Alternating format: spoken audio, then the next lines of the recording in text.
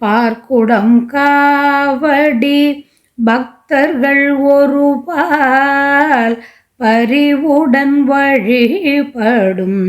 அன்பர்கள் ஒரு பால் நாள் திசையோர் திரை கொணர்ந்தனர் ஒரு பால் நலமுடல் தமிழ் மறை ஒலிப்பவர் ஒரு பால் பால் கடல் துயின்றோனும் பிரம்மனும் ஒரு பால் பண்புடன் ஊர்வசி அரம்பையர் ஒரு பால் ஏற்குறும் ஒளி தீகள் செந்திலமந்தோய் எம்பெருமான் பள்ளி